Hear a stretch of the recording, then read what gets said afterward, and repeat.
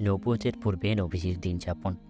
বন্ধুরা, আমাদের প্রিয় নবীজি আবির্ভাবের পূর্বে মক্কার সামাজিক ও ধর্মীয় অবস্থা অত্যন্ত খারাপ ছিল। মানুষ এক আল্লাহর ইবাদত ভুলে মাটি, পাথর, আগুন, বৃক্ষ ইত্যাদি জড় বস্তুর পূজা করত। শুধু কাবা ঘরে তারা ৩৬০টি মূর্তি স্থাপন করেছিল। কুরাইশ গোত্র, যারা শত শত বছর থেকে কাবা শরীফের সেবক বলে পরিচিত ছিল, তারাই একদিন হয়ে গেল দেবদেবী মন্দিরের তত্ত্বাবধায়ক। মানুষ পৌঁছে গিয়েছিল অসভ্যতার চরমে। মদ, জুয়া, ভান, ব্যভিচার এই সব কিছুই তাদের দৃষ্টিতে সমাজসিদ্ধ ছিল। এমনও অনেক সময় দেখা যেত যে পুরা পরিবার একসাথে বসে নির্লজ্জভাবে এসব কাজ করে যাচ্ছে। কেউ কাউকে বারণ করা তো দূরের কথা, একে অপরকে রীতিমতো উৎসাহিত করত। এমন একটি ধ্বংসমুখ পরিবেশে বসবাস করেও আমাদের নবীজি কোনোদিন কোনো মূর্তির সামনে মাথা নত করেননি, কোনোদিন মদ, জুয়া, ভানের আসরে যাননি, কারো সাথে কোনো অন্যায় আচরণ করেননি। এই সময় নবীজি সাধারণত সমাজের সংস্রব এড়িয়ে চলতেন। শুধুমাত্র নির্দিষ্ট কিছু লোকের সঙ্গে উঠা বসা করতেন, যারা এসব অন্যায় পাপাচারকে ঘৃণা করতেন, যারা এখান অন্ধকার থেকে সমাজকে রক্ষার কথা ভাবতেন আর নীরবে আল্লাহর দরবারে প্রার্থনা করতেন, হে রব, হে আমার প্রভু, এই অন্ধকার অমানুষা থেকে আমাদের দেশ, জাতি ও সমাজকে রক্ষা করুন। আমাদের জন্য একজন যোগ্য নেতা প্রেরণ করুন, যিনি হবেন দ্বীনে ইব্রাহিমের প্রকৃত ধারক বাহক। এই সকল ব্যক্তিদের মধ্যে হজরত আবু বকর সিদ্দিক রাদিয়াল্লাহু তাআলা আনহু, হজরত খাদিজা রাদিয়াল্লাহু তাআলা আনহার চাচাতো ভাই হাকিম ইবনে হাজাম, হজরত জামআন ইবনে সালাবা প্রমুখ ব্যক্তিবর্গ ছিলেন অন্যতম। এখানে যে অসভ্য সমাজের একটি চিত্র তুলে ধরছি, সে যুগে কোরাইশরা কাবা শরীফের সেবক হিসেবে নিজেদের স্বাতন্ত্র্য বজায় রাখার জন্য একটা নতুন রীতি চালু করেছিল। রীতিটা যে কত অমানবিক, বর্বর ও লজ্জাজনক ছিল তা শুনলে তোমাদের গা রিরি করে উঠবে। হ্যাঁ, আজকাল যারা আধুনিক বা আধুনিকা বলে নিজেদের শরীরের কাপড় উপর থেকে নিচ আর নিচ থেকে উপরে তোলার প্রতিযোগিতায় নেমেছে, তারা কিন্তু বেশ মজা পাবে। এমনটা মানুষ তখনই করতে পারে যখন লজ্জা শরম সব ধুয়ে মুছে যায়। তখন কিন্তু আর তারা মানুষের পর্যায়ে থাকে না। এসব নির্লজ্জ কর্ম থেকে তোমরা কিন্তু সার্বক্ষণিক সতর্ক থেকো। এবার তাহলে ঘটনাটি বলা যায়।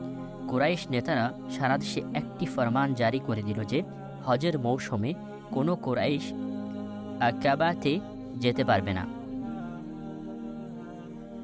যদিও এটি হজের অন্যতম বিধান ছিল। আরেকটি ফরমান ছিল, মক্কার বাহির হতে যেসব লোক হজ করতে আসবে তারা হয় কুরাইশদের পোশাক পরে আসবে, না হয় উলঙ্গ হয়ে কাবা শরীফের তোয়াফ করবে। কুরাইশরা যেহেতু জাতীয়ভাবে ধর্ম সংরক্ষণের দায়িত্ব পালন করত, তাই সকলে তাদের কথা মেনে নিল। যাদের সম্ভব হতো তারা কুরাইশদের পোশাক পরিধান করে কাবা শরীফে আসত, আর যারা পারত না তারা উলঙ্গ হয়েই কাবা শরীফের পবিত্র আঙ্গিনায় প্রবেশ করত। নারী পুরুষ সকলেই এই নিয়ম মেনে চলত। এসব দেখে নবীজির কচি কোমল মন দুঃখে, ক্ষোভে, কষ্টে একেবারে ভেঙে চৌচির হয়ে গেল। ব্যথা ভরা মনে তিনি আল্লাহর দরবারে বারবার ফরিয়াদ করছিলেন আর এই থেকে মুক্তির পথ ও উপায় খুঁজছিলেন। নবীজির অন্তরে এই বিশ্বাস দৃঢ় ছিল যে আল্লাহ অবশ্যই একজন আছেন। তিনি নিশ্চয়ই এই অমানিসার অন্ধকার থেকে মানুষকে উদ্ধার করবেন। তিনি নিশ্চয়ই কোনো যোগ্য নেতা প্রেরণ করবেন, যিনি এই মূর্খ জাতিকে হেদায়েতের আলো দ্বারা সঠিক পথ দেখাবেন। সেদিন তিনি জানতেন না যে তিনিই সেই নেতা, আর যার হাতে আল্লাহ এই জাতির মুক্তির পতাকা তুলে দিবেন। দিন দিন মানুষের অধঃপতন দেখতে দেখতে নবীজির মন একেবারে বিষিয়ে উঠল। বিষণ্ণ হয়ে গেলেন। কোনো কিছুই তার ভালো লাগছিল না। একদিন নবীজি হযরত খাদিজাকে বলে কিছু খাদ্য নিয়ে পাহাড়ে চলে যান। সেখানে নীরবে নির্জনে আল্লাহকে ডাকতে থাকেন আর কেঁদে কেটে মহান আল্লাহর দরবারে ফরিয়াদ করেন, হে আল্লাহ, হে পরওয়ারদিগার, এ জাতিকে তুমি এভাবে ছেড়ে দিও না, তাদেরকে সঠিক পথ দেখাও। এমন কালো অন্ধকার অমানিসা থেকে তাদেরকে আলোর পথে ফিরিয়ে আনো। হে আল্লাহ, হে আমার রব, তুমি আমার প্রার্থনা কবুল করো। এভাবে নির্জন পাহাড়ে গিয়ে এক আল্লাহর দরবারে ইবাদতে অনেক দিন পর্যন্ত তিনি কাটিয়ে দিতেন। খাদ্য পানীয় শেষ হয়ে গেলে বাড়িতে ফিরতেন। অনেক সময় এমনও হতো তিনি যে পরিমাণ খাদ্য নিয়ে গেছেন তা শেষ হয়ে গেছে, তবুও বাড়ি ফেরেননি। হজরত খাদিজা রাদিয়াল্লাহু তাআলা আনহা এগুলো বুঝতে পারতেন, তাই নির্দিষ্ট সময় অতিবাহিত হয়ে গেলে তিনি নিজ ইচ্ছায় নতুন করে খাদ্য নিয়ে আসতেন। অনেক সময় এমনও হয়েছে যে মাস পেরিয়ে গেছে, নবীজি বাড়ি ফেরেননি। নবুয়তের জ্যোতি যত ঘনিয়ে আসছিল, এই ধ্যানমগ্নতা ততই যেন বৃদ্ধি পাচ্ছিল। এভাবে অনেক দিন, অনেক মাস কেটে গেল। নবীজির বয়স 40 ছুঁই ছুঁই। এ সময় নবীজির মনে নতুন করে ঘুরে ফিরে কতগুলো প্রশ্ন উঁকি মারতে লাগলো। আসলে আমি কে? কে এই অসীম নবমণ্ডল ভূমণ্ডলই বা কি? কে আমার সৃষ্টিকর্তা? এসব প্রশ্নের সঠিক উত্তরের আশায় তিনি ধ্যানমগ্ন হতেন। এ সময় আল্লাহ পাক নবুয়তের ভূমিকা হিসেবে নবীজিকে কিছু সত্য স্বপ্ন দেখাচ্ছিলেন। তার মধ্যে এসব প্রশ্নের অনেক উত্তরেই তিনি পেয়ে যেতেন। তার স্বপ্নগুলো এমন ছিল যে তিনি রাতে যা দেখতেন দিনে তাই ঘটে যেত। নবীজির বয়স 40 পূর্ণ হলো। আল্লাহ পাক একদিন সব প্রশ্নের উত্তর সহ জিবরাইল আলাইহিসসালামকে নবীজির নিকট পাঠালেন, যাকে কোরআনে কারিমের ভাষায় ওহী বলা হয়েছে। আল্লাহ পাক ইরশাদ করলেন, আপনি সেই প্রভুর নামে পাঠ করুন যিনি বিশ্বজাহানের সব কিছু সৃষ্টি করেছেন, যিনি মানব জাতিকে একটি মাংসপিণ্ড থেকে সৃষ্টি করেছেন। আর আপনি পড়ুন, আপনার প্রভু অত্যন্ত করুণাময়, যিনি মানুষকে কলম দ্বারা শিক্ষা দিয়েছেন, যিনি মানুষকে সেই সব কিছু শিক্ষা দেন যা মানুষ জানত না। বন্ধুরা, এবার নবীজির সব আবেগ, উৎকণ্ঠতা, প্রশ্নের সমাধান হতে চলেছে। এখানেও কিন্তু একটি মজার কাহিনী আছে। হযরত জিবরাইল আমিন যখন হঠাৎ করে এসে নবীজিকে পড়তে বললেন, নবীজি তখন একটু ঘাবড়ে গেলেন। বললেন, আমি কি করে পড়ব? আমি যে লেখাপড়া জানিনি। হযরত জিবরাইল আলাইহিসসালাম নবীজিকে বুকে ধরে একটা চাপ দিয়ে ছেড়ে দিলেন। আবার বললেন, পড়ুন। নবীজি আগের মতে উত্তর দিলেন। আবার জিবরাইল আলাইহিসসালাম তাকে জড়িয়ে ধরলেন এবং ছেড়ে দিলেন। এবার নবীজি ধীরে ধীরে পড়া শুরু করলেন। পড়া শেষ হলে জিবরাইল আলাইহিসসালাম চলে গেলেন। নবীজিও বাড়ি ফিরে এলেন। কোনো কথা নেই, বার্তা নেই। হঠাৎ করে এমন একটি ঘটনার সম্মুখীন হবেন তিনি তা ভাবতেও পারেননি। তাই নবীজি সাধারণভাবে একটু ঘাবড়ে যান। সারা শরীরে এক ধরনের কম্পন এসে যায়। বাড়িতে ফিরে স্ত্রী হযরত খাদিজা রাদিয়াল্লাহু তাআলা আনহাকে ডেকে বলেন, আমাকে কম্বল দিয়ে ভালো করে ঢেকে দাও। হঠাৎ এমন পরিবর্তন দেখে হযরত খাদিজা রাদিয়াল্লাহু তাআলা আনহা নবীজিকে আদর করে জিজ্ঞেস করেন, বলুন তো আপনার কি হয়েছে? এভাবে কাঁপছেন কেন? নবীজি তাকে সব কথা খুলে বললেন। সব শুনে হযরত খাদিজা রাদিয়াল্লাহু তাআলা আনহা নবীজিকে সঙ্গে নিয়ে তার এক দুঃসম্পর্কীয় চাচাতো ভাই ওয়ারাকা ইবনে নওফেলের কাছে যান। ওয়ারাকা তাওরাত ও ইনজিলের একজন অভিজ্ঞ আলেম ছিলেন। তিনি সব কথা শুনে বললেন, ভয় পাওয়ার কিছু নেই। যিনি আপনার নিকট এসেছিলেন তিনি নামুস অর্থাৎ ফেরেশতা, যিনি হযরত মুসা আলাইহিস সালামের কাছেও এসেছিলেন। হযরত খাদিজা রাদিয়াল্লাহু তাআলা আনহা নিজেও নবীজিকে সান্ত্বনা দিয়ে বললেন, আপনি একজন মহাপুরুষ, কারো ক্ষতি করেন না, দুস্থ অভাবীকে সাহায্য করেন, আত্মীয়তা রক্ষা করেন। সুতরাং আপনার উপর কোনো অশুভ প্রভাব পড়তে পারে না। আপনি নিশ্চিন্তে থাকুন। নিশ্চয়ই এসব আল্লাহর পক্ষ থেকে আপনার প্রতি অনুগ্রহের শুভ ইঙ্গিত। এরপর অনেক দিন পর্যন্ত ওই অবতরণ বন্ধ থাকে। বন্ধুরা, এতক্ষণ পর্যন্ত অনেক কথা হলো, কিন্তু একটা কথা এখনও বলা হয়নি। বলতে পারো সেটা কি? ঠিক আছে, তোমাদের আর কষ্ট করতে হবে না, আমি বলে দিচ্ছি। নবীজি যে পাহাড়ে ধ্যানমগ্ন হতেন সেখানে সর্বপ্রথম ওহী অবতীর্ণ হয়। সেই পাহাড়টির নাম কি? অবশ্যই এটা তোমরা সবাই বলতে পারবে। বলবে ভাইয়া, সেই পাহাড়টির নাম হলো জাবালে নূর বা নূর পর্বত। তোমরা ঠিকই ধরেছ। এই জাবালে নূরের গুহায় নবীজি সাল্লাল্লাহু আলাইহি ওয়াসাল্লাম নির্জনে মহাসত্যের সন্ধান করেছিলেন।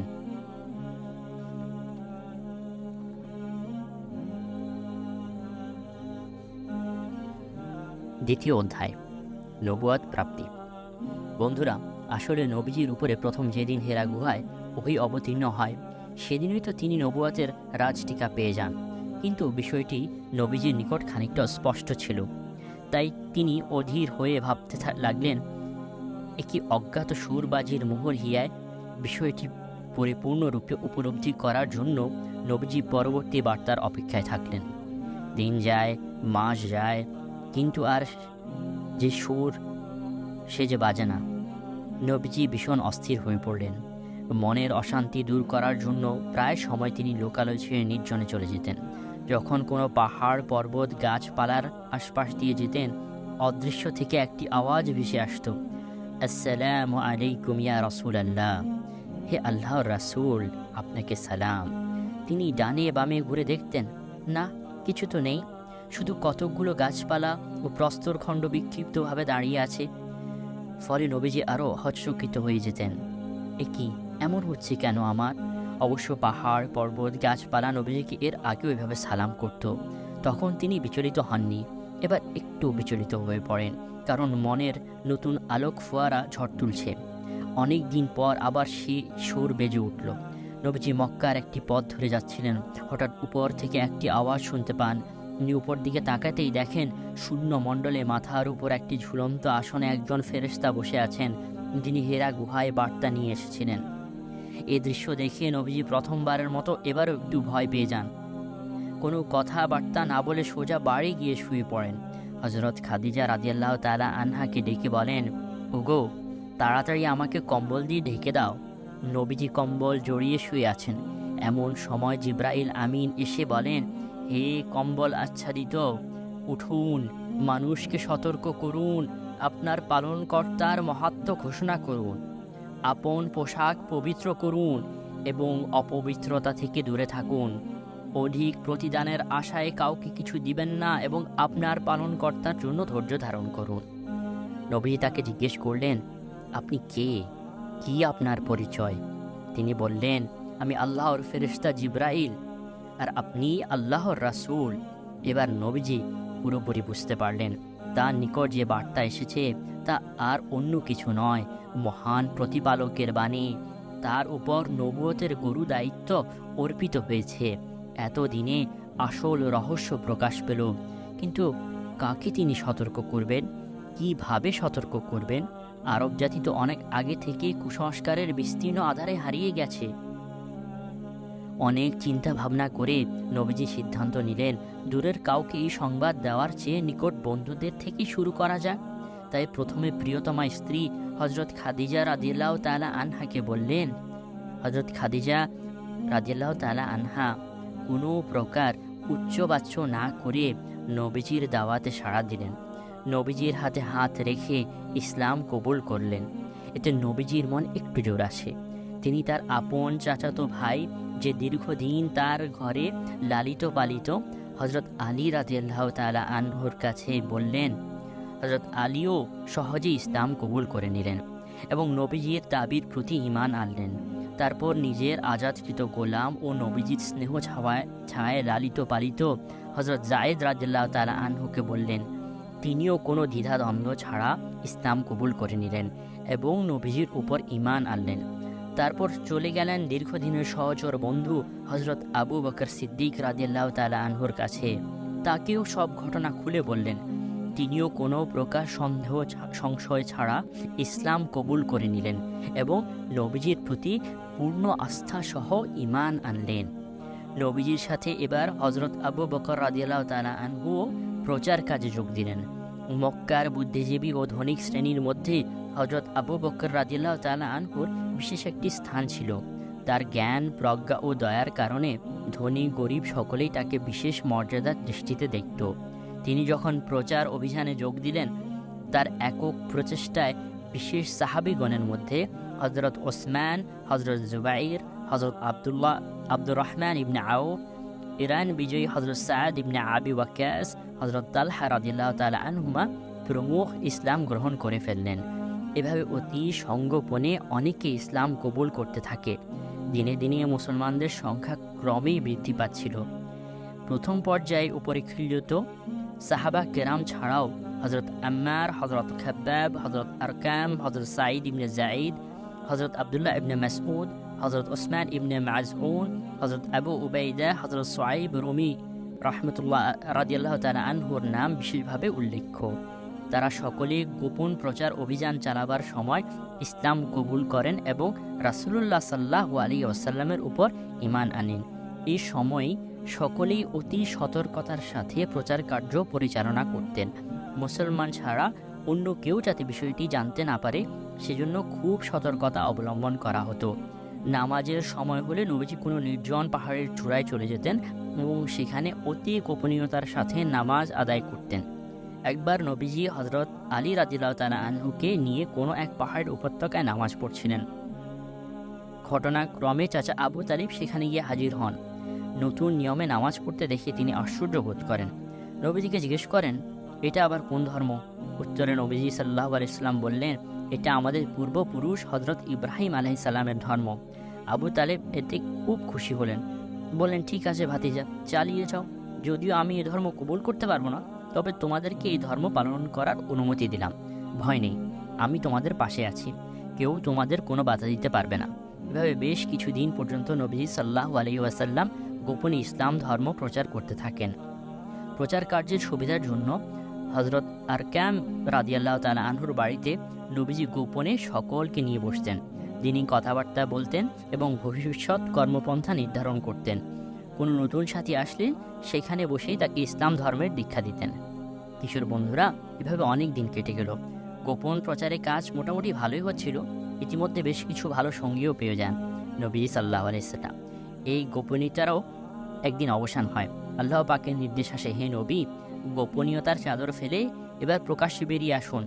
আপনার নিকটাত্মীয়দেরকে সতর্ক করুন। আপনি যে বিষয়ে আদিষ্ট হয়েছেন তার প্রকাশ্যে প্রচার করুন এবং মুশরিকদেরকে কোনো প্রকার ভয় করবেন না।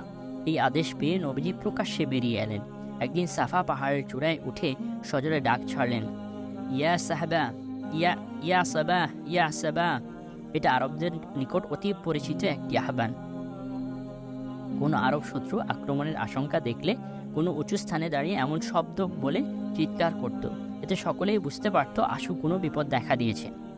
নবীজির এই আহ্বান শুনে কুরাইশরা ভাবল, নিশ্চয়ই কোনো বিপদ দেখা দিয়েছে, তাই সকলে দৌড়াদৌড়ি করে সাফা পাহাড়ের পাদদেশে সমবেত হলো। যারা কোনো কারণে আসতে পারেনি তারাও নিজেদের পক্ষ হতে কাউকে না কাউকে প্রতিনিধি করে পাঠিয়ে দিল।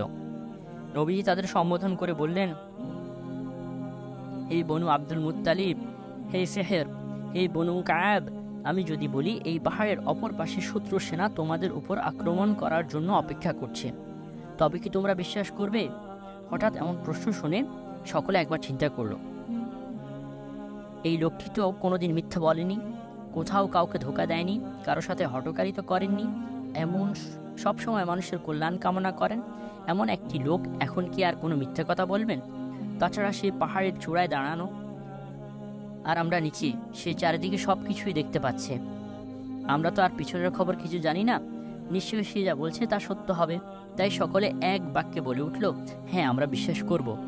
নবীজি তাদের আস্থা ও দৃঢ়তা দেখে বললেন, যদি তাই হয় তাহলে আমি তোমাদেরকে এর চেয়েও ভয়াবহ কঠিন একটি বিষয়ে সতর্ক ও সাবধান করতে চাই। তোমরা জেনে রাখো, আমি তোমাদের পরকালের কঠিন শাস্তি সম্পর্কে সতর্ক করতে এসেছি, যে শাস্তি তোমাদের একেবারেই নিকটে। প্রিয় বন্ধুরা, এখানে একটু চিন্তা করার ব্যাপার আছে। নবীজি ইচ্ছা করলে কোনো ভূমিকা ছাড়াই কথাটি বলে ফেলতে পারতেন, কিন্তু তা করলেন না। প্রথমে তাদের আস্থা যাচাই করে দেখলেন, তারপর অতি হিকমতের সাথে কথাটা বললেন, যাতে সকলে কথাটা একটু চিন্তা করে দেখে। হলেও তাই, সকলে একেবারে নিশ্চুপ হয়ে গেল। কিন্তু বিবেকহীন আবু লাহাব সে এগুলোর ধার ধারল না। সকলের মাঝ থেকে উঁচু কণ্ঠে বলে উঠল, এটাই কি তোমার কথা? এই জন্যই কি আমাদের এখানে ডেকেছ? তোমার জন্য দুঃসংবাদ, তোমার দুর্ভোগ হোক। বন্ধুরা, তোমরা সকলে বলো নাউযু বিল্লাহ, আল্লাহ আবু লাহাবকে ধ্বংস করুন। আবু লাহাবের গোষ্ঠীরা দুনিয়ার শত্রুকেই শত্রু বলে মনে করলো, পরকালের শাস্তির কথা একবারও ভেবে দেখল না। হায় আফসোস, দুনিয়ার শত্রুরা শাস্তি দিলে আর কতটুকু দিবে, কতদিন দিবে? পরকালে যে অনন্ত জীবন শাস্তি ভোগ করতে হবে সেদিকে তাদের দৃষ্টি গেল না। মানুষের সবচেয়ে বড় শত্রু ইবলিস শয়তান, যে তাদের পিছু নিয়েছে, বিপদগামী করেছে, যে এক আল্লাহর ইবাদতের জন্য তাদেরকে সৃষ্টি করা হয়েছিল, সে আল্লাহকে ছেড়ে তারা অনর্থক কতগুলো প্রতিমা পূজায় ডুবে রয়েছে। এটা তাদের কাছে কিছুই মনে হলো না যে আল্লাহ তাদেরকে ন্যায় ইনসাফ প্রতিষ্ঠার জন্য সৃষ্টি করেছিলেন, সে আল্লাহর পথ ভুলে তারা অন্যায় জুলুম নির্যাতনের পথ ধরেছে। এটা তাদের চিন্তায় ধরল না। প্রতিবেশী শত্রুর চেয়েও যে শয়তান বড় শত্রু, সে কথা তাদের মনে পড়ল না। দুনিয়ার ভোগ বিলাস সুখ শান্তির চেয়েও যে পরকালের সুখ শান্তি ভোগ বিলাস অনেক অনেক উত্তম, তা তারা একটিবারের জন্য স্মরণ করে দেখল না? এমন ভালো কথাটি নবীজি তাদের স্মরণ করিয়ে দেওয়াতে তিনি তাদের বড় শত্রু হয়ে গেলেন। যে কথার জন্য নবীজিকে ধন্যবাদ দেওয়া উচিত ছিল, সেই কথার জন্য নবীজিকে কষ্ট পেতে হলো। সেদিন নবীজি এমন কি কথা বলেছিলেন যার জন্য আবু লাহাব নবীজিকে এমন তিরস্কার করতে পারে? নবীজি তাদের আপন ভেবে বলেছিলেন, ভাই সকল, তোমরা মূর্তি পূজা ছেড়ে দাও, এক আল্লাহর ইবাদত করো।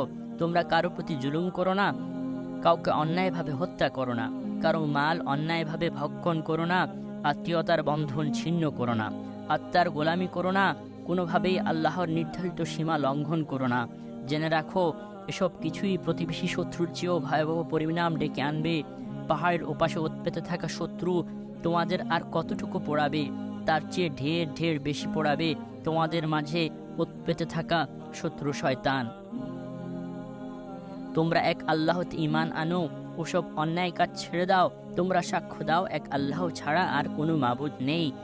হযরত মুহাম্মদ সাল্লাল্লাহু আলাইহি ওয়াসাল্লাম আল্লাহর বান্দা ও রাসূল। নবীজির হৃদয়স্পর্শী এই বক্তব্য শেষ না হতেই দু একজন ছাড়া বাকি সকলেই আবু লাহাবের দলে যোগ দিয়ে অহেতুক অন্যায় চিৎকার জোরে দিয়ে বলল, হয়েছে, আর তোমার ওয়াজ করতে হবে না, এবার থামো, আমরা চলি। আবু লাহাব সকলকে সাথে নিয়ে ফিরে গেল। হায়, যে নবীজি এতদিন আল আমিন বলে পরিচিত ছিল, সকলের প্রিয়পাত্র ছিল, যে নবীজির প্রতিটি কথা সকলে এক বাক্যে বিশ্বাস করত, একটি সত্য ভাষণ তার সব কিছুই ওলট পালট করে দিল। কিশোর বন্ধুরা, ইসলামের দাওয়াতের প্রতি কুরাইশদের অবহেলা নবীজিকে একটুও দমাতে পারেনি। তিনি আশা করেছিলেন গোত্রের লোকেরা তার দাওয়াত কবুল করবে, কিন্তু তারা তা করল না। নবীজি এক প্রকার খালি হাতেই ফিরে আসতেন। তাই বলে কিন্তু তিনি নিরাশ হননি। তিনি এবার বিভিন্ন গোত্রের লোকদের দাওয়াত দিতে লাগলেন। প্রথম দিকে কুরাইশরা নবীজির এই দাওয়াতকে গ্রাহ্য করেনি এবং তেমন ভয়ের কারণ বলেও মনে করেনি। কিন্তু নবীজি যখন তাদের দেবদেবীগুলোর বিরুদ্ধে প্রকাশ্যে নিন্দা করতে শুরু করেন, অমনি তাদের মাথায় বাজ পড়ে। বলতে থাকে, এ কী কাণ্ড করলো মুহাম্মদ, তাকে ধরো। সকলে দল বেঁধে নবীজির বিরুদ্ধে ষড়যন্ত্রে নেমে পড়ল। বিভিন্নভাবে নবীজির কর্মে বাধা দিতে লাগলো। নবীজির চাচা খাজা আবু তালেব এসব দেখে আর বসে থাকতে পারলেন না। তিনি শত্রুর হাত থেকে রক্ষা করার জন্য ঢাল হিসেবে নবীজির সামনে এসে দাঁড়ালেন। নবীজি চাচাকে নিজের পাশে পেয়ে খুব খুশি হন। তিনি আপন মনে শত্রুর সকল বাধাকে উপেক্ষা করে আগের মতো বরং আরও জোরে সোরে দাওয়াত ও তাবলীগের কাজ চালিয়ে যেতে থাকেন। সত্য প্রকাশে আরও বেশি তৎপর হন। এতে শত্রুরা আরও বেশি জ্বলে ওঠে। নবীজিকে যেখানে পায় সেখানেই বাধা দিতে থাকে। আর চাচা আবু তালেব স্নেহের ভাতিজাকে রক্ষা করার জন্য যেখানে শত্রু সেখানে গিয়েই হাজির হন। নবীজিকে সযত্নে শত্রুর অনিষ্ট থেকে রক্ষা করেন। আদর করে আপন স্নেহের পরশ বুলিয়ে দেন নবীজির পিঠে। আবু তালেবের সঙ্গে কুরাইশ নেতাদের সাক্ষাৎ। নবীজির দাওয়াতে অতিষ্ঠ হয়ে কুরাইশ নেতারা আর বসে থাকতে পারল না। তারা এবার কোমর বেঁধে নবীজির বিরোধিতায় নেমে পড়ল। সকলেরই একই কথা, এভাবে মুখ বুঝে আর বসে থাকা যায় না। মুহাম্মদকে এখনই প্রতিরোধ করা দরকার। এতদিন কুরাইশরা ভেবেছিল বিষয়টা শুধু তাদের একার। যখন দেখলো আসলে সমস্যাটা তাদের একার নয়, সকলের, তখন অন্যান্য গোত্রের লোকদেরকেও তাদের সাথে যোগ দেওয়ার জন্য উৎসাহিত করতে লাগলো। বন্ধুরা, তারপর কি হলো জানো? একদিন তারা দল বেঁধে নবীজির চাচা আবু তালেবের বাড়িতে গিয়ে হাজির হলো। বলল, হে আবু তালেব, আপনি আমাদের মধ্যে একজন অতি সম্মানিত ও গুরুজন ব্যক্তি। আমরা আপনাকে বিশেষ মর্যাদা ও সম্মান দিয়ে থাকি। ইতিপূর্বে আমরা আপনাকে বলেছিলাম আপনি মুহাম্মদকে বারণ করুন, কিন্তু দেখলাম আপনি তাকে কিছু বলছেন না, বরং প্রশ্রয় দিয়ে আছেন। সে সব কিছু আগের মতোই করে যাচ্ছে। আল্লাহর কসম করে বলছি, আমাদের ধৈর্যের বাঁধ ভেঙে গেছে। এবার আমরা শেষবারের মতো আপনাকে স্মরণ করিয়ে দিতে এসেছি। আপনি তাকে বারণ করুন, আর নয় আমাদের হাতে ছেড়ে দিন। আমরা জানি কিভাবে তাকে জব্দ করতে হবে। আপনি কি আমাদের বোকা ভাবছেন? আপনার ভাতিজা আমাদের সামনে আমাদের বাপ দাদাকে গালমন্দ করবে, আমাদের দেব দেবীদের ভর্ৎসনা দিবে, আর আমরা সব কিছু মুখ বুঝে সহ্য করব? তা হতে পারে না। এখনও সময় আছে, আপনি তাকে বারণ করেন। না হয় আমরাই এর ব্যবস্থা নেব। এতদিন শুধু আপনাকে দেখিয়ে আমরা কিছু বলিনি। আপনি যদি এই দায়িত্ব পালন করতে না পারেন, শুধু শুধু আমাদেরকে বাধা দেবেন কেন? চাচা আবু তালেব একটু ভয় পেয়ে গেলেন। তিনি মনে মনে ভাবতে লাগলেন, আপন জাত গোষ্ঠী থেকে বিচ্ছিন্ন হওয়া, তাদের শত্রুতায় মুখে পড়া, এটা কোনো ভালো লক্ষণ নয়। আবার নিজের এত আদরের ভাতিজাকে শত্রুর হাতে তুলে দেওয়া, তাও সম্ভব নয়। তাই তিনি নবীজিকে ডেকে বললেন, ভাতিজা, আজ তোমার গোত্রের লোকজন আবার এসেছিল এবং এমন এমন কথা বলে গেছে, এখন আমি কি করতে পারি? আমি যে কিছুতেই তোমাকে তাদের হাতে ছেড়ে দিতে পারবো না। আর আমার দিকটা তো তুমি ভালো করেই জানো। এবার আমার দিকে একটু খেয়াল করো, আর তোমার নিজের জীবনের কথাও একটু ভাবো। আমি যে বড় দুর্বল হয়ে পড়েছি, বয়সও হয়েছে। এত বড় বোঝা এখন কি আর আমি একা বইতে পারবো? প্রিয় নবীজি সাল্লাল্লাহু আলাইহি ওয়াসাল্লামের ভাষণ। কিশোর বন্ধুরা খুব মনোযোগ দিয়ে শুনুন। এমন কঠিন মুহূর্তেও নবীজি কি বলেছেন। নবীজি প্রথমে একটু চিন্তা করলেন, মনে মনে বললেন, এতদিনের আমার একমাত্র পারিবারিক আশ্রয় চাচা জানো এবার দ্বিধাগ্রস্ত হয়ে পড়েছেন। তিনি হয়তো আর বেশি দিন আমার পাশে থাকতে পারবেন না। তাই নবীজি আল্লাহর উপর ভরসা করে বললেন, চাচা যান, আমি আল্লাহর কসম করে বলছি, তারা যদি আমার ডান হাতে সূর্য আর বাম হাতে চন্দ্র দিয়ে বলে, মুহাম্মদ তুমি এ কাজ ছেড়ে দাও, তাও আমি রাজি হব না। আমি আমার কাজ চালিয়ে যাব। হয় আল্লাহ আমাকে বিজয় করবেন, না হয় এই পথে চলতে চলতে আমি আমার জীবন দিয়ে দেব। এই কথাটা বলার সময় নবীজির দু চোখে পানি এসে গিয়েছিল। মনের দুঃখে তিনি কেঁদে ফেলেছেন। নবীজির দু চোখ বেয়ে পানি ঝরছে। এই অবস্থাতেই তিনি উঠে দাঁড়ান, বলেন, চাচা আমি চলি। ভাতিজার চোখের পানি দেখে আবু তালেব আর ঠিক থাকতে পারলেন না। তিনি ভাতিজার হাত ধরে বললেন, বাবা আমার কাছে এসো। নবীজি কাঁদো কাঁদো নয়নে চাচার পাশে গিয়ে বসলেন। আবু তালেব নবীজিকে সান্ত্বনা দিয়ে বলেন, ভাতিজা তোমার কোনো ভয় নেই। তোমার মনে যা চায় তাই করো। যেভাবে কাজ করতে ইচ্ছা সেভাবেই করো। আল্লাহর কসম আমি সব সময় তোমার পাশে থাকব। কিছুতেই আমি তোমাকে শত্রুর হাতে তুলে দেব না। প্রিয় বন্ধুরা, কেমন লাগছে তোমাদের? নবীজির কান্নার কথা শুনে তোমাদের চোখে পানি আসেনি? আমার কিন্তু বুক ফেটে যাচ্ছে। পারবে তো দিনের জন্য নবীজির মতো যে কোনো দুঃখ কষ্ট এভাবে মাথা পেতে নিতে? যদি পারো তবেই বুঝবে তোমরা নবীজির খাঁটি উম্মত হতে পেরেছ, যার বিনিময়ে কিয়ামতের দিন আল্লাহ পাক তোমাদেরকে আরশের নিচে স্থান দেবেন। আল্লাহর রাসূল তোমাদের জন্য আল্লাহর দরবারে নাজাতের সুপারিশ করবেন। কুরাইশদের নিপীড়নের মুখে মুসলমান। কিশোর বন্ধুরা, আমরা এখন এমন একটি অধ্যায় আলোচনা করব যেখানে দেখবে প্রতিটি শব্দের সাথে মুসলমানদের করুণ রক্তের দাগ। নবীজিকে দেখবে অত্যন্ত মুমূর্ষু অবস্থায় কাবা শরীফের মেঝেতে হযরত ফাতেমা রাদিয়াল্লাহু তাআলা আনহার হাত ধরে অনেক কষ্টে ধীরে ধীরে মাথা তুলে দাঁড়াচ্ছেন।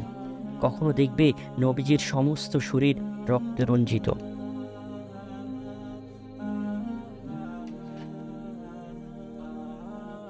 আবার কখনো দেখবে নিষ্ঠুর কাফেররা দয়ার নবীকে গলার চাদরের ফাঁস দিয়ে টানছে। দেখবে তাইফের জনপদে জালেমরা কঙ্কর মেরে নবীজির পবিত্র শরীর ক্ষত বিক্ষত করে দিচ্ছে। এমন আরও অনেক ভয়াবহ কাহিনী। তবে সবটা কিন্তু আলোচনা করা যাবে না, করলে অনেক অনেক লম্বা হয়ে যাবে। যখন ভাইয়ার উপর রাগ করে বলে বসবে এত লম্বা কাহিনী কি পড়া যায়? যাকে এবার আলোচনা শুরু করা যাক, কেমন? প্রিয় বন্ধুরা, তোমরা তো ইতিমধ্যেই জেনে গিয়েছো কুরাইশরা নবীর চাচা আবু তালেবকে কীভাবে হুমকি ধমকি দিয়ে এলো। আবু তালেবও বিষয়টি নিয়ে নবীর সাথে এক দফা আলোচনা করে নিলেন। ভাতিজার আপন ধর্মের প্রতি দৃঢ়তা ও দরদ দেখে চাচা আর নীরব থাকতে পারলেন না। বললেন, ভাতিজা তুমি তোমার কাজ চালিয়ে যাও, আমি আছি তোমার সাথে। নবীজি আপন মনে আগের মতোই বরং আরও বেশি জোরে সোরে ইসলামের দাওয়াত দিতে লাগলেন। কুরাইশরা দেখল, না, আবু তালেবকে দিয়ে আর কিছু হবে না, যা করার আমাদেরকেই করতে হবে। প্রথমে তারা যেসব লোক নবীজির হাতে ইসলাম গ্রহণ করেছেন তাদের পিছু নিল, যাতে অন্যরা ভয় পেয়ে যায় আর কেউ যেন নতুন করে নবীজির প্রতি ঈমান আনতে সাহস না করে। সকলে মিলে পরামর্শ করল প্রত্যেকেই নিজ নিজ গোত্রের দায়িত্ব পালন করবে।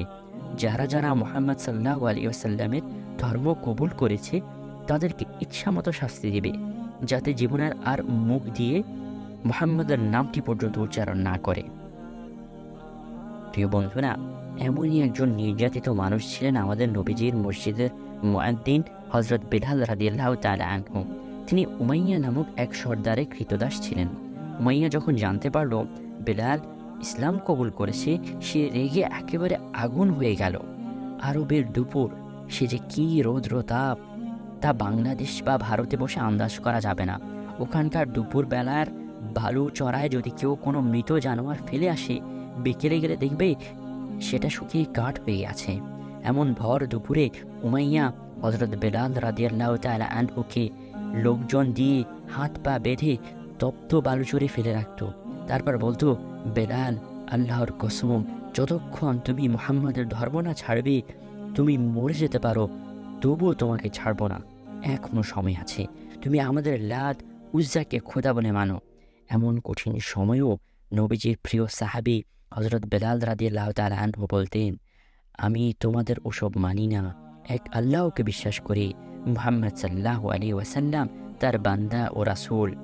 আর ধীরে ধীরে বলতেন, আহাদ আহাদ, আল্লাহ এক, আল্লাহ এক। এভাবে দিনের পর দিন চলতে লাগলো। হযরত বিলালও দিনের পর দিন তা সহ্য করে যাচ্ছিলেন আর বলতে লাগলেন, আহাদ আহাদ, আল্লাহ এক, আল্লাহ এক। একদিন ভর দুপুরে হযরত বিলালকে তপ্ত খই ফোটা বালু চরে ফেলে উমাইয়ার লোকেরা শাস্তি দিচ্ছিল। এমন সময় হযরত আবু বকর রাদিয়াল্লাহু তাআলা আনহু তার পাশে দিয়ে হেঁটে যাচ্ছিলেন। দেখলেন বিলাল রাদিয়াল্লাহু তাআলা আনহুর সারা শরীর পুড়ে কয়লার মতো হয়ে গেছে। বুকে একটি ভারী পাথর চাপা দিয়ে বিলালকে বালু চরে ফেলে রাখা হয়েছে। এ অবস্থায় বিলালের মুখ দিয়ে আহাদ আহাদ শব্দ বের হচ্ছে। কোমল হৃদয়ের অধিকারী হযরত আবু বকর রাদিয়াল্লাহু তাআলা আনহু আর সহ্য করতে পারলেন না। তিনি উমাইয়ার নিকট গেলেন, বললেন, উমাইয়া, তুমি বেলালকে আমার নিকট বিক্রি করে দাও, তুমি যা চাও আমি তাই দেব। উমাইয়া অনেক অনেক বেশি মূল্য হেঁকে বসল। হযরত আবু বকর রাদিয়াল্লাহু তাআলা আনহু তাতেই রাজি হয়ে গেলেন। তিনি হযরত বিলাল রাদিয়াল্লাহু তাআলা আনহুকে খরিদ করে সাথে সাথে মুক্ত করে দিলেন। এ তো ছিল হযরত বিলাল রাদিয়াল্লাহু তাআলা আনহুর ঘটনা। বনু মাখজুম গোত্রের লোকেরা হযরত আম্মার ইবনে ইয়াসির ও তার পিতামাতাকে ইসলাম কবুল করার জন্য এই জাতীয় বরং আরও কঠিন শাস্তি দিয়েছিল।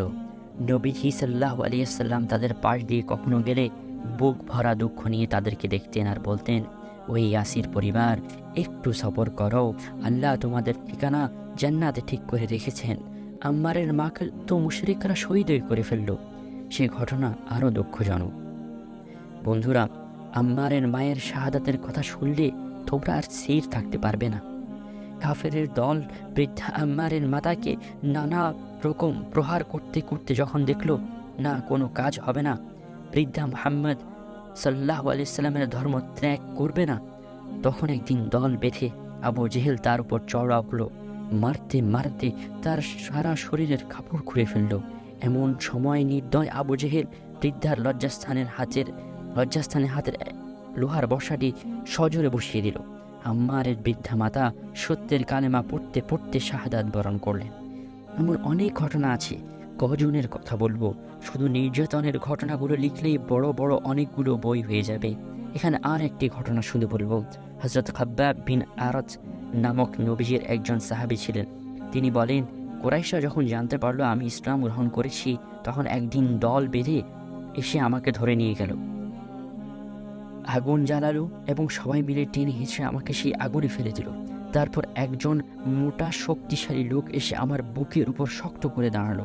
কিছুক্ষণ পর সে সরে গেলে দেখলাম আমার পুরো পিঠে কুষ্ঠঘার মতো দগদগে ঘা হয়ে গেছে। বন্ধুরা, আমি আর পারছি না। এই নির্যাতনের তালিকা বেশ লম্বা, সকলের কথা এখানে লেখা সম্ভব নয়। তাছাড়া এই কষ্টের কাহিনী আমি কেন, তোমরাও শুনে সহ্য করতে পারবে না। তাই অনুরোধ রইল, নবীজির এই সকল সাহাবীদের জীবনী অন্য কোনো বই থেকে পড়ে নিও। নবীজিকে জব্দ করার নানা কৌশল। কিশোর বন্ধুরা, একটু আগেই তো শুনলে যে যেসব লোক নবীজির কথায় এক আল্লাহর প্রতি ঈমান এনেছিল, তাদেরকে কিভাবে কুরাইশরা নির্যাতন করেছেন, শহীদ করেছেন। এসব কিছুর পরও যখন কুরাইশরা দেখল নবীজিকে দমানো যাচ্ছে না, তখন তারা একেবারে পাগলের মতো হয়ে গেল। সিদ্ধান্ত নিল এবার সরাসরি মুহাম্মদকে আঘাত করতে হবে, যে করেই হোক তাকে জব্দ করতে হবে। এর জন্য তারা চেষ্টার কোনো ত্রুটিই করল না। চিরসত্য দয়ার নবীকে তারা মিথ্যাবাদী, জাদুকর, কবি, গণক, মাথা খারাপ, পাগল ইত্যাদি যা কিছু অপবাদ দেয়া যায় সবই দিল, নাউযুবিল্লাহ। শুধু কি এতটুকু করে থামলো? না, তারা আল্লাহর রাসূল সাল্লাল্লাহু আলাইহি ওয়াসাল্লামকে শারীরিকভাবেও লাঞ্ছিত করার আয়োজন করলো। কুরাইশরা মক্কার একদল ফালতু মাস্তান কিসিমের লোক নবীজির পিছনে লেলিয়ে দেয়। তাদেরকে বলে দেওয়া হয় যে তারা যেভাবে পারে সেভাবেই যেন আমাদের পেয়ারা নবীজিকে লাঞ্ছিত, অপমানিত ও শারীরিকভাবে নির্যাতন করতে থাকে। একদিনের ঘটনা, কুরাইশ নেতারা হাজর আসওয়াদের পাশে বসে আছে। এমন সময় নবীজি কাবা শরীফের চারদিকে ঘুরে ঘুরে তাওয়াফ করছিলেন। যতবারই নবীজি তাদের পাশ দিয়ে যাচ্ছিলেন, প্রত্যেকবারই তারা নবীজিকে লক্ষ্য করে বিভিন্ন খারাপ ভাষায় কটূক্তি ও বিদ্রূপ করতে লাগলো। আর প্রতিটি কথায় সবাই হো হো করে হেসে উঠছিল। নবীজি 3 বার তাদের পাশ দিয়ে গেলেন, 3 বারই তারা এরূপ আচরণ করলো। শেষবারে এসে নবীজি তাদেরকে ধমক দিয়ে বললেন, এই কুরাইশ নেতৃবর্গ, আল্লাহর কসম, তোমরা কি শুনতে পাচ্ছ? আমি তোমাদের জন্য নিশ্চিত ধ্বংস বয়ে এনেছি। হঠাৎ করে এমন কথা শুনে সকলে ভয়ে চুপ মেরে গেল। মনে হচ্ছিল তাদের কারো দেহে বুঝি প্রাণ নেই। অতঃপর দয়ার নবী তাদের সাথে অত্যন্ত ভদ্র, নরম ভাষায় আত্মীয় সম্পর্কের কথা শুরু করে দিলেন। হায়, এমন একজন দয়ার নবীকে কুরাইশটা সহ্য করতে পারল না। এই আফসোস রাখি কোথায়? পরের দিনের ঘটনা, গতকালের লোকগুলোই আবার সেখানে বসেছিল। নবীজি কাবা শরীফে জিয়ারত করতে আসলেন।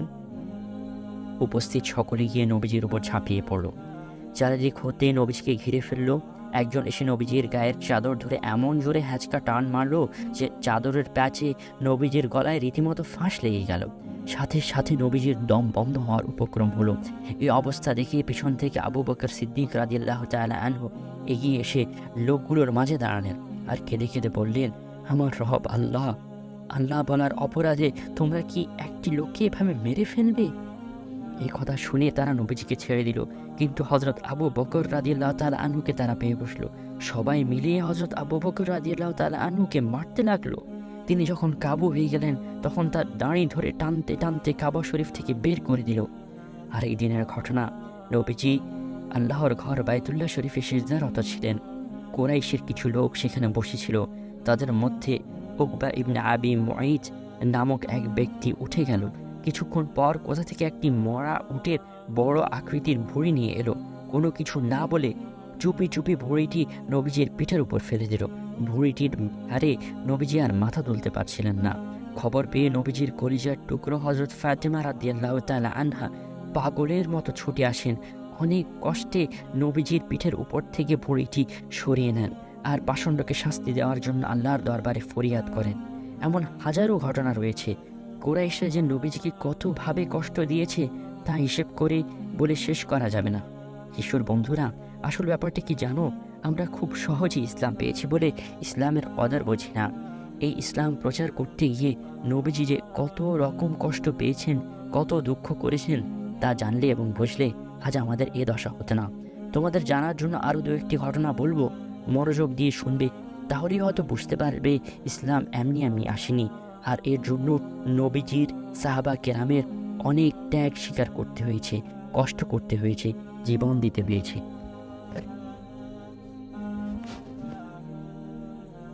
নবীজিকে জনবিচ্ছিন্ন করার চেষ্টা। প্রিয় বন্ধুরা, একটু ভেবে দেখো, এত কিছুর পরও মক্কার কুরাইশদের আক্রোশ মিটল না। তারা এবার নবীজিকে জনবিচ্ছিন্ন করার উদ্যোগ গ্রহণ করলো। এভাবে নবীজিকে জনবিচ্ছিন্ন করা যায় তা নিয়ে কুরাইশ বুদ্ধিজীবীদের মধ্যে রীতিমতো সলাহ পরামর্শ চলল। এক একজন এক এক ধরনের প্রস্তাব উপস্থাপন করতে লাগলো। রাত দিন আলোচনা চলল। কেউ সর্বজনমান্য কোনো ফন্দিফুকি বের করতে পারল না। ক্রমেই বিষয়টি জটিল হতে লাগলো, কারণ সামনেই হজ মৌসুম। বিভিন্ন এলাকা থেকে লোকজন মক্কায় হজ করতে আসবে। এখন এখানে এসে যদি তারা মুহাম্মদ সাল্লাল্লাহু আলাইহি ওয়াসাল্লামের পাল্লায় পড়ে, তাহলেই সেরেছে। মুহাম্মদ সাল্লাল্লাহু আলাইহি ওয়াসাল্লাম তার কথায় সকলকে বশ করে ফেলবে। তখন ভিতরেও বাইরের চাপে আমাদের অবস্থা কাহিল হয়ে যাবে। যে করেই হোক আগত হজ যাত্রীদেরকে মুহাম্মাদের কাছ থেকে সরিয়ে রাখতে হবে। দিশপিস না পেয়ে শেষ পর্যন্ত সকলে মিলে গোত্রের সবচেয়ে বয়স্ক মুরব্বী ওয়ালিদ ইবনে মুগীরার কাছে গেল। বলল, চাচা, এখন আমাদের উপায় কি? হজ মৌসুম তো ঘনিয়ে আসছে, মারপিট তো আর কম করলাম না, কিছুতেই তো কিছু হচ্ছে না। মরার উপর খড়ার খাওয়ার মতো আবার হজের মৌসুম ঘনিয়ে এসছে, লোকজন এসে মক্কায় ভিড় জমাবে। মুহাম্মদ সাল্লাল্লাহু আলাইহি ওয়াসাল্লাম যদি তাদের সাথে কথাবার্তা বলার সুযোগ পায়, তাহলে কিন্তু ঘটনা ভিন্ন দিকে মোড় নেওয়ার ভয় আছে। ওয়ালিদ ইবনে মুগীরা সকলের চেহারা দেখে বলল, তোমরা এভাবে অস্থির হলে তো আর চলবে না, সকলে মিলে কোনো একটি স্থির সিদ্ধান্তে পৌঁছাতে হবে, যাতে পাছে তোমরাই মিথ্যাবাদী হয়ে না যাও। ওয়ালিদ একটু চালাক প্রকৃতির লোক ছিল। সে প্রথমেই নিজের মতামতটা প্রকাশ করল না। বলল, তোমরা এই পর্যন্ত কে কি ভেবেছ, আগে তা বলো শুনি, তারপর আমি বলবো। একে একে সকলে নিজ নিজ মতামত প্রকাশ করল। ওয়ালিদ বলে সকলের কথাই উড়িয়ে দিল। কারো কথাই তার পুরোপুরি পছন্দ হলো না। পরিশেষে সকলে ওয়ালিদের মতামত জানতে চাইল। ওয়ালিদ চিন্তার ভান করে বলল, নানামুখী কথাবার্তা বললে শেষে লোকে আমাদেরকে মিথ্যা ভেবে বসবে। এক কাজ করোকে, সবাই মিলে মুহাম্মদকে জাদুকর বলে প্রচার করে দাও, আর বলবে মুহাম্মদের জাদুর ধার এত বেশি যে সে মাতা পিতা ছেলে মেয়ে বাপ ভাই স্বামী স্ত্রী সকলের মধ্যে বিভেদ ছড়িয়ে দেয়, আর তার কথা যে একবার শুনবে সেই জাদু আক্রান্ত হবে। ফলে দেশ সমাজ পরিবারে অশান্তি নেমে আসবে। ইতিমধ্যে আমাদের অনেকেই জাদু আক্রান্ত হয়েছেন। সিদ্ধান্ত মতে সকলে হজ মৌসুম আসতেই মক্কার বিভিন্ন অলিগলিতে ছড়িয়ে পড়ল। তারা যে কোনো লোক মক্কার দিকে আসতে দেখলে অমনি সামনে গিয়ে এই কথাগুলো সকলকে শুনিয়ে দিত। এভাবে মক্কার লোকেরা নবীজিকে জনসমাজ থেকে বিচ্ছিন্ন করতে চেয়েছিল, কিন্তু লাভ তেমন কিছুই হয়নি। আল্লাহ যাদের কপালে হেদায়েত লিখে দিয়েছেন, তারা ঠিকই নবীদের সাথে সাক্ষাৎ করেছেন। নবীজির সাথে কুরাইশ নেতা উতবার সাক্ষাৎ। প্রিয় বন্ধুরা, দেখো কুরাইশদের কত যন্ত্রণা নবীজি সহ্য করেছেন। কোনো কিছুতেই যখন তারা নবীজির সাথে এটে উঠতে পারছিল না, তখন কুরাইশদের একজন প্রবীণ নেতা উতবা ইবনে রাবিয়া একটি প্রস্তাব পেশ করল। বলল, হে কুরাইশ নেতৃবর্গ, এতদিন তো দেখলে জুলুম নির্যাতন ঠাট্টা বিদ্রুপ তো আর কম করলে না, কিছুতেই তো কিছু হলো না। দিন দিন মুহাম্মদের অনুসারীর সংখ্যা কেবল বাড়ছে আর বাড়ছে। ওসব বাদ দিয়ে চলো তার সাথে কোনো আপোষ রফায় বসা যায় কিনা দেখা যাক, একটু চেষ্টা করে দেখা যাক। সকলে বলল, ঠিক আছে, এই দায়িত্বটা তুমিই পালন করো। উতবা নবীজির সাথে সাক্ষাৎ করে বলল, ভাতিজা, তুমি আমাদের বংশের গৌরব করার মতো একটি ছেলে। তোমার মান মর্যাদা সম্পর্কে তুমি আমার চেয়ে আরও ভালো জানো। বংশের বড় ছোট সবাই তোমাকে ইজ্জত সম্মান করে। তুমি এই কী জিনিস নিয়ে এলে? বংশের সকল একতা ঐক্য সংহতি ভেঙে চুরমার করে দিলে। তুমি আমাদের বেকুফ বানালে, আমাদের দেব দেবীগুলোকে গালাগালি দিচ্ছ, আমাদের বাপদাদার ধর্মকে অস্বীকার করছো। এভাবে তো আর চলতে দেওয়া যায় না। আমি তোমার কাছে কয়েকটি প্রস্তাব নিয়ে এসেছি, একটু মন দিয়ে শোনো। এর যেটা তোমার ভালো লাগে সেটাই আমরা তোমার জন্য ছেড়ে দিতে রাজি আছি। উতবা বলল, ভাতিজা, তুমি যে ধর্ম প্রচার করছো যার জন্য এত উঠে পড়ে লেগেছো, বলো তো আসলে এর পিছনে উদ্দেশ্যটা কি? তুমি কি খুব বড় লোক বা ধন সম্পদের মালিক হতে চাও? তাহলে আমাদের খুলে বলো, তোমার এত কষ্ট করতে হবে না, আমরা সকলে মিলে চাঁদা করে সব করে দেব। তুমি যদি রাজা বা রাজত্ব পেতে চাও তাও বলো, আমরা তোমাকে আমাদের রাজাই বানাবো। তবুও আমাদের বিরক্ত করো না, নাকি তোমার ওপর কোনো জিন পরের আছর পড়েছে যার কারণে তুমি এমন করছো? তাহলে তাও বলো, যত টাকা লাগে আমরা তোমাকে চিকিৎসা করাবো, যে করেই হোক আমরা তোমাকে পুরোপুরি সুস্থ করে তুলব। এর যে কোনোটার বিনিময়ে আমরা তোমার থেকে মুক্তি পেতে চাই। প্রিয় বন্ধুরা, একটু চিন্তা করে দেখো, এর চেয়ে অপমান আর কি হতে পারে? এই অপমানও নবীজি নীরবে হজম করলেন। সব শুনে নবীজি শান্তভাবে বললেন, চাচা যান, আপনার কথা কি শেষ হয়েছে? উতবা বলল, হ্যাঁ ভাতিজা, শেষ হয়েছে। নবীজি সাল্লাল্লাহু আলাইহি সাল্লাম বললেন, এবার তাহলে আমার কথা শুনুন। নবীজি সাল্লাল্লাহু আলাইহি সাল্লাম কোরআন শরীফ হতে একটি সূরার কিছু অংশ পাঠ করে তাকে শোনালেন। নবীজির মুখ থেকে কোরআনে পাকের তেলাওয়াত শুনে উতবা একেবারে তাজ্জব বনে গেল। কোরআনের শরীফের আয়াতগুলো তার মনের মধ্যে এক ধরনের পরিবর্তন এনে দিল। সে আর কোনো কথা না বাড়িয়ে সোজা গোত্রের লোকদের নিকট ফিরে এলো। তাকে দেখেই সকলে বুঝতে পারল নিশ্চয় উদ্বার কিছু একটা হয়েছে, না হয় তার চেহারা এভাবে বদলে গেল কেন? সকলে জিজ্ঞেস করল, উদ্বা কি করে এলে? উদ্বা বলল, তেমন কিছু করতে পারিনি, তবে তার মুখ থেকে এমন কতগুলো বাণী শুনে আসলাম যা জাদুও নয়, আবার কবিতাও নয়, কোনো গণবৃত্তিও নয়, আবার জ্যোতিষী মন্ত্রও নয়। আমার মতামত হলো, লোকটাকে তোমরা আর কষ্ট দিও না, তাকে তার মতো কাজ করতে দাও। এই কথা শুনে সকলে একেবারে থবনে গেল। উদ্বাকে মনের ইচ্ছা মতো গালিগালাজ করলো আর বলল, আল্লাহর কসম, মোহাম্মদ নিশ্চয় উদ্বাকেও জাদু করে ছেড়ে দিয়েছে। একথা শুনে উদ্বা বলল, আমি আমার কথা বললাম, এবার তোমাদের যা খুশি করতে পারো। সমাজচ্যুত বনু হাসিম গোত্র। প্রিয় বন্ধুরা, এবার আমরা নবীজির জীবনের সবচেয়ে দুঃখজনক একটি দিক নিয়ে আলোচনা করব। তোমরা সবাই জানো, আমাদের প্রিয় নবীজি কোরাইশ গোত্রের প্রধান শাখা বনু হাসিম গোত্রে জন্মগ্রহণ করেছিলেন। অবশ্যই এটা আমরা বইয়ের একেবারে শুরুতে একবার আলোচনা করে এসেছি, এখানে নতুন করে আর বলছি না, ভুলে গেলে দেখে নিও।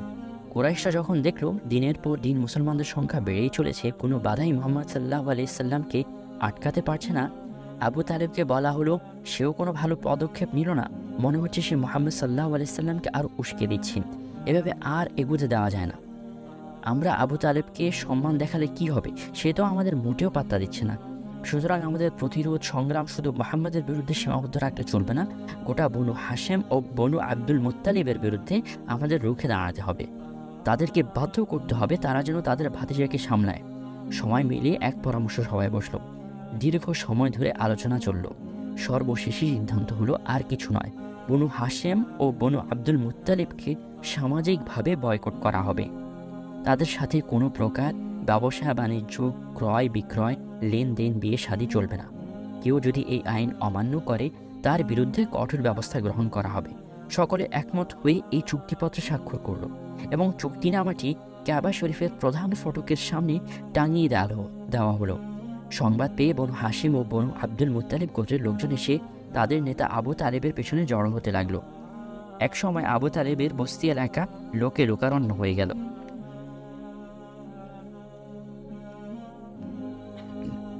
এটাকে আরবি ভাষায় বলা হয় শিহাবে আবি তালিব। সে সময় সাধারণত যাযাবর আরববাসীরা কোনো নিরাপদ পাহাড়ের উপত্যকায় বসতি স্থাপন করত। এমন একটি পাহাড়ি উপত্যকায় আবু তালেবের বসত বাড়ি ছিল, তাই এটাকে বলা হয় শিহাবে আবি তালিব বা আবু তালেবের গেরি। এই ঘটনাটি ঘটেছিল নবীজির নবুয়তের ৭ম বৎসর। বনু হাশিম গোত্রের সবাই আবু তালেবের সাথে যোগ দিলেন, কিন্তু আবু লাহাব বনু হাশিম গোত্রের লোক হয়েও নিজের দলবল নিয়ে কোরাইশদের সাথে চলে গেল। এই অবরোধ ৩ বছর পর্যন্ত চলেছিল। নবীজির চাচা আবু তালেব কাফের হওয়া সত্ত্বেও এক মুহূর্তের জন্য ভাতিজাকে জালেম কোরাইশদের হাতে তুলে নেননি। তিনি এই বন্দি জীবনে নবীজির সাথে সব ধরনের কষ্ট স্বীকার করেন। প্রিয় বন্ধুরা, তোমরা আজ শত শত বছর আগেকার মরু আরবের সেই অবরোধের ভয়াবহ কষ্টের কথা মোটেও ভাবতে পারবে না।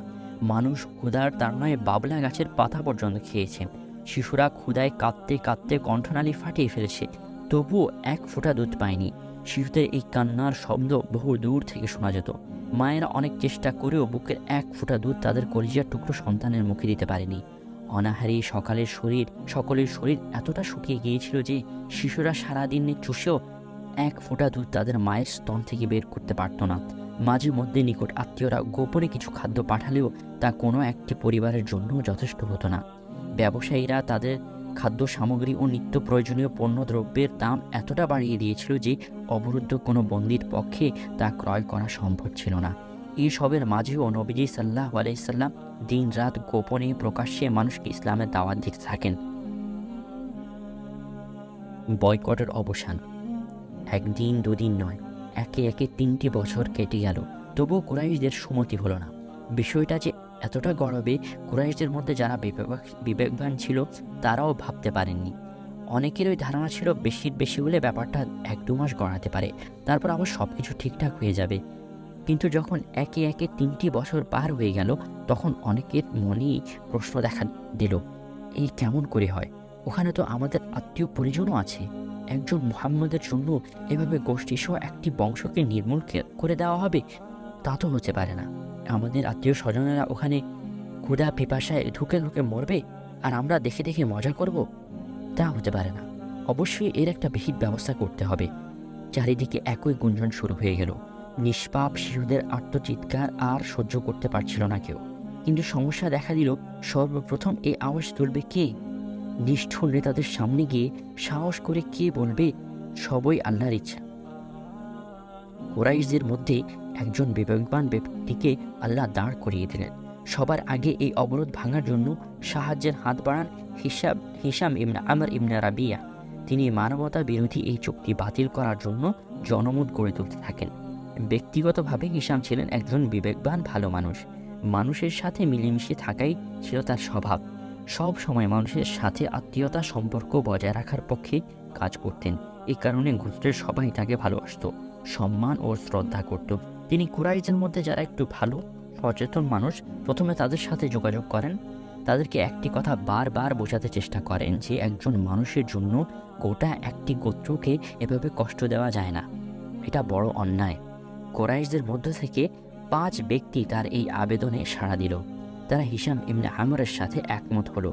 আজ থেকে এই কালো চুক্তি তারা আর মানবে না। পরদিন কুরাইশদের এক বৈঠকে জুহাইর ইবনে উমাইয়ার মা আতেকা এসে হাজির হলো। তিনি ছিলেন নবীজির ফুফু, আব্দুল মুত্তালিবের কন্যা। এসে উপস্থিত সকলকে লক্ষ্য করে বললেন, ওহে মক্কাবাসী, এ তোমাদের কেমন বিচার? আমরা সবাই ইচ্ছে মতো খাবো, পান করব, আর আমাদের আত্মীয় বনু হাশেম এক দানা খাদ্য আর এক ফোঁটা পানির জন্য হাহাকার করবে, না খেয়ে মরবে।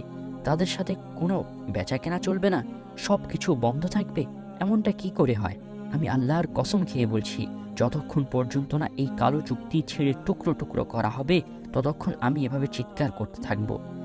এ সময় নিষ্ঠুর আবু জেহেল আতেকার দাবির বিরুদ্ধে কিছু একটা করতে যাচ্ছিল, কিন্তু তার আগেই মুতঈম ইবনে আদি কাবা শরীফের প্রধান ফটকের সামনে পৌঁছে গেছে। তিনি গিয়ে দেখেন যে চুক্তিনামা আর ছিঁড়তে হবে না, তার আগেই ওই পোকা সেটাকে খেয়ে হজম করে ফেলেছে। শুধু বিসমিকে আল্লাহুম্মা শব্দ দুটি ফটকের মাথায় জল জল করে জ্বলছে। তারপরও তিনি পোকা খাওয়া অংশটুকুও ছিঁড়ে ফেললেন।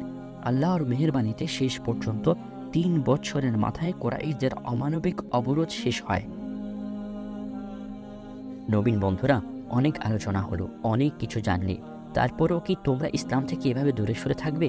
যে ইসলাম প্রতিষ্ঠার জন্য আমাদের প্রিয় নবীজি সাল্লাল্লাহু আলাইহি ওয়াসাল্লাম এত কষ্ট করলেন, এত জুলুম নির্যাতন মাথা পেতে সহ্য করলেন। আশা করি তোমরা আর মুখ বুজে থাকবে না, অবশ্যই ইসলামকে ভালোভাবে জানবে এবং মানার চেষ্টা করবে। খাজা আবু তালেব ও হযরত খাদিজা রাদিয়াল্লাহু তাআলা আনহার ইন্তেকাল। কিশোর বন্ধুরা, তোমরা সবাই জানো যে নবীর চাচা খাজা আবু তালেব ইসলাম গ্রহণ করেননি। তারপরেও কিন্তু সকল বিপদে আপদে তিনি নবীজির পাশে ছায়ার মতো থেকেছেন। এর জন্য কত কষ্ট যে তার সইতে হয়েছে তা বলেই শেষ করা যাবে না। সবচেয়ে বেশি কষ্ট সহ্য করেছেন অবরুদ্ধ 3 বছর। এই সময় তার বেশ বয়স হয়েছিল। এমনিতেই শরীর দুর্বল, তার উপর অনাহারে অর্ধাহারে দিন কাটিয়ে একেবারে জীর্ণশীর্ণ হয়ে যান। অবরোধ যখন তুলে নেওয়া হয় তখন তিনি খুব অসুস্থ। এই অবস্থাতেও তিনি ভাতিজাকে একা ছেড়ে যাননি। বিছানায় শুয়ে শুয়ে হলেও তিনি ভাতিজার খোঁজ খবর নিতেন, সাহস দিতেন, ধৈর্য ধারণ করতে বলতেন, পাশে বসে আদর করতেন। কিন্তু বয়কট থেকে মুক্ত হওয়ার পর তিনি যে আর বেশি দিন বেঁচে ছিলেন না, অল্প দিনের মধ্যে ইন্তেকাল করে। আবু তালেবের ইন্তেকালের কিছুদিন পর উম্মুল মুমিনিন হযরত খাদিজা রাদিয়াল্লাহু তাআলা আনহাও এই দুনিয়া ছেড়ে চলে যান, যিনি নবীজির ঘরে আসার পর হতে ইন্তেকাল পর্যন্ত নিজের জান মাল সব কিছুই আল্লাহ ও তার প্রিয় রাসূলের জন্য উৎসর্গ করেছিলেন। তিনি ছিলেন মক্কার বিখ্যাত একজন ব্যবসায়ী ও ধনপতি। ইসলামের জন্য তার সব কিছুই নবীজির হাতে তুলে দেন। ইসলাম প্রচারে নবীজি যখন ঘর থেকে বের হতেন, আবার ফিরে না আসা পর্যন্ত দরজায় দাঁড়িয়ে তিনি অপেক্ষা করতেন। কুরাইশদের দুর্ব্যবহারে নবীজির মন যখন হতাশ হয়ে যেত, তখন পাশে বসে তাকে সান্ত্বনা দিতেন, উৎসাহিত করতেন। বিবাহের পর হতে মৃত্যু পর্যন্ত নবীজির সকল দুঃখ কষ্ট তিনি সমান ভাগে ভাগ করে নিয়েছিলেন। একই বছর পরপর এমন দুজন আপন মানুষ হারিয়ে নবীজি সাল্লাল্লাহু আলাইহি ওয়াসাল্লাম শোকে মুহ্যমান হয়ে পড়েন। তার উপর আবার কুরাইশদের একের পর এক নির্যাতনের ঘটনা নবীজি সাল্লাল্লাহু আলাইহি ওয়াসাল্লামকে মনের দিক দিয়ে দারুণভাবে আহত করে। এসব কিছুর পরও নবীজি সাল্লাল্লাহু আলাইহি ওয়াসাল্লাম আপন আদর্শ ও দায়িত্ব থেকে এক চুল পরিমাণও সরে আসেননি। প্রিয় কিশোর বন্ধুরা, জেনে রেখো, তোমরাও যখন দ্বীন ইসলামের প্রচারের জন্য মাঠে নামবে, এমন একের পর এক বাধা আসবেই। জালেমরা জুলুম অত্যাচারে তোমাদের শরীর মন ক্ষত বিক্ষত করতে থাকবে, তখন কিন্তু ভেঙে পড়লে চলবে না। নবীজি সাল্লাল্লাহু আলাইহি ওয়াসাল্লামের নির্দেশিত পথে দৃঢ় অবিচল থেকে কাজ করে যেতে হবে। পারবে তো?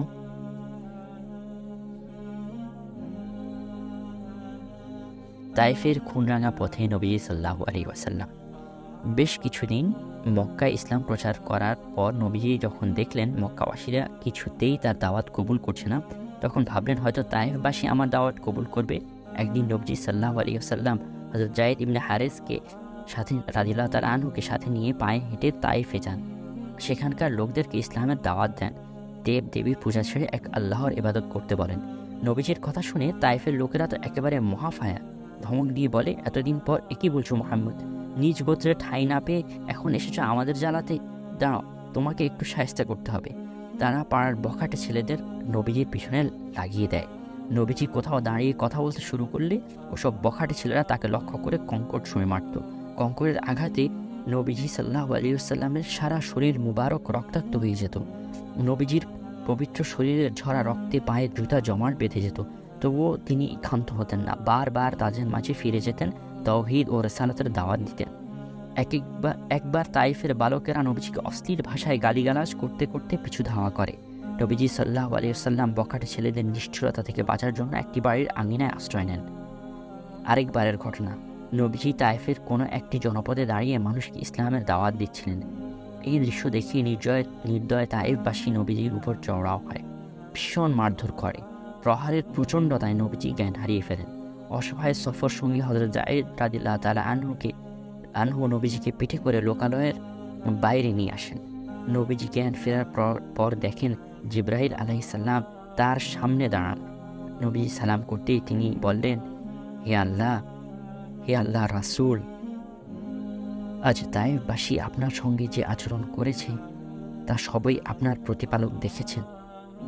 তিনি আমার সঙ্গে একজন আযাবের ফেরেশতা প্রেরণ করেছেন। আপনি তাকে যা কিছু বলবেন, যে শাস্তি দিতে বলবেন, সে তাইফবাসীর সাথে তাই করবে, সে শাস্তিই দিবে। পেছন থেকে শাস্তির ফেরেশতা নবীজিকে সালাম করে বললেন, হে আল্লাহ রাসূল, আপনি আদেশ করুন, আমি নিষ্ঠুর তাইফবাসীকে পাহাড় চাপা দিয়ে চিরতরে শেষ করে দিই। হায় নির্দয় তাইফবাসী! দয়ার নবীকে তোমরা চিনলে না, তোমরা দয়ার নবীজির সাথে পশুর চেয়েও নিকৃষ্ট আচরণ করলে। আর নবীজি তোমাদের জন্য কি দোয়া করেছেন শোনো। তিনি বললেন, আমি ওদের ধ্বংসের জন্য কিভাবে দোয়া করব? ওরা ইসলাম কবুল না করলেও আশা করা যায় যে ওদের পরবর্তী প্রজন্ম হয়তো ইসলাম কবুল করবে, আল্লাহর প্রতি ঈমান আনবে। ওদের যদি শেষ করে দেওয়া হয়, আমি এই দাওয়াত নিয়ে কার কাছে যাব? প্রিয় বন্ধুরা, একটু ভেবে দেখো, এমন দয়ার নবীকে তারা কেমন করে পাষণ্ডের মতো এভাবে রক্তাক্ত করলো। ওদের অন্তরে কি সামান্য দরদও ছিল না? হায় দুঃখ, হায় আফসোস! বন্ধুরা, তোমরা কি পারবে ইসলামের জন্য এভাবে ত্যাগ স্বীকার করতে? পারবে কি শত নির্যাতনের পর আপন জাতির মুক্তির জন্য আল্লাহর দরবারে এমনভাবে দুহাত তুলে ফরিয়াদ করতে? যদি পারো তবেই হতে পারবে একজন খাঁটি মুসলমান। নবীজির এই কষ্টের দিন ইসলাম যদি আমাদের অবহেলায় নষ্ট হয়ে যায়, কিয়ামতের দিন কি জবাব দেব আমরা আল্লাহর দরবারে? একটু ভেবে দেখেছো কি? প্রিয় কিশোর বন্ধুরা, তোমাদের প্রতি একটি অনুরোধ রইল, তোমরা যেন আল্লাহর দিন প্রচার ও প্রতিষ্ঠার জন্য সারা জীবন নবীজির তরিকা মতো চেষ্টা করে যাও। ভাইয়ের অনুরোধটা রাখবে তো? কুরাইশদের নির্মমতার শিকার হযরত আবু বকর সিদ্দিক রাদিয়াল্লাহু তাআলা আনহু। একদিনের ঘটনা, হযরত আবু বকর সিদ্দিক রাদিয়াল্লাহু তাআলা আনহু একটি জনসমাবেশে দাঁড়িয়ে ইসলামের দাওয়াত দিচ্ছিলেন। সেখানে বেশ কিছু কুরাইশি লোকও উপস্থিত ছিল। তারা যখন দেখল হযরত আবু বকর রাদিয়াল্লাহু তাআলা আনহু মানুষকে আল্লাহ ও তার রাসূল সম্পর্কে রাসূলুল্লাহ সাল্লাল্লাহু আলাইহি ওয়াসাল্লামের ধর্ম গ্রহণ করার জন্য ওয়াজ করছেন, ক্রোধে তাদের মাথা ধরে গেল। কি সাহস, আমাদের সামনে দাঁড়িয়ে আমাদের ধর্মের বিরুদ্ধে কথা বলছে! সবাই একবার মুখ দেখাদেখি করে নিল, তারপর সকলে একযোগে তার উপর ঝাঁপিয়ে পড়ল, নির্মমভাবে প্রহার করলো। অতর্কিত এই হামলায় হযরত আবু বকর রাদিয়াল্লাহু তাআলা আনহু দিশা না পেয়ে মাটিতে লুটিয়ে পড়েন।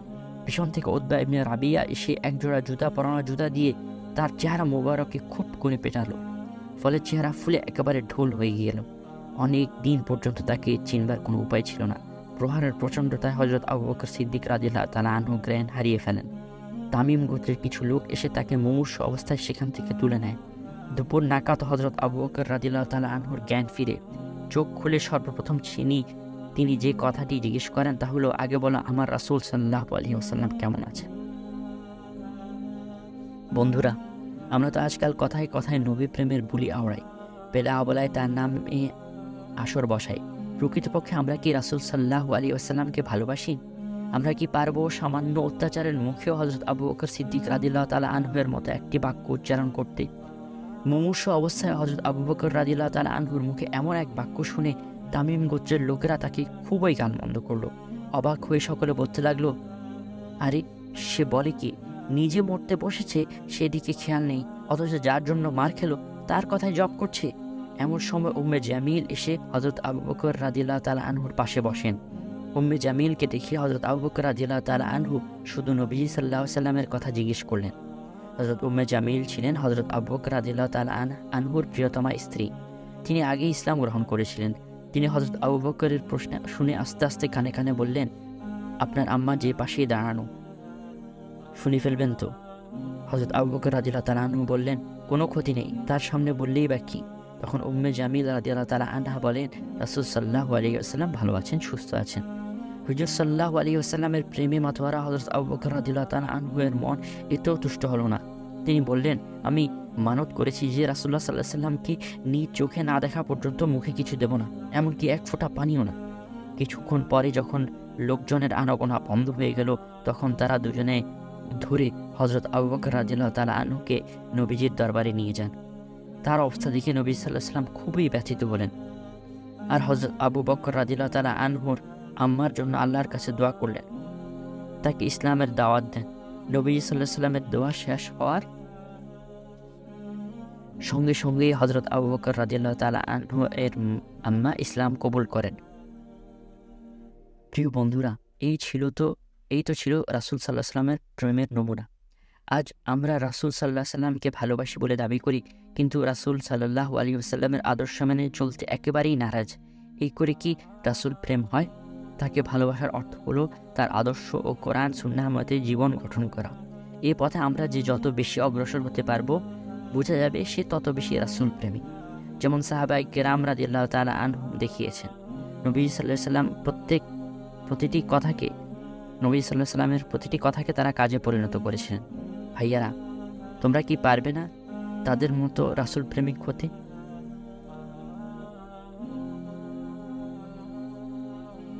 নবীর চাচা হযরত হামজার ইসলাম গ্রহণ। কিশোর বন্ধুরা, আমি কিন্তু আগেই বলেছিলাম যে কুরাইশদের হাতে নবী সাল্লাল্লাহু আলাইহি ওয়াসাল্লাম কত যে নির্যাতিত হয়েছেন তার হিসাব দেওয়া মুশকিল, একসাথে লেখা তো আরও বেশি মুশকিল। তবে বিভিন্ন ঘটনার ফাঁকে ফাঁকে নবী সাল্লাল্লাহু আলাইহি ওয়াসাল্লামের সেই করুণ চেহারা তোমাদের সামনে ভেসে উঠবে। এখানেও দেখতে পাবে, একদিন আবু জাহেল সাফা পর্বতের পাশ দিয়ে যাচ্ছিল। সেখানে নবীজিকে সাল্লাল্লাহু আলাইহি ওয়াসাল্লামকে একা বসে থাকতে দেখে ইচ্ছে মতো গালমন্দ করলো এবং শারীরিকভাবে লাঞ্ছিত করলো।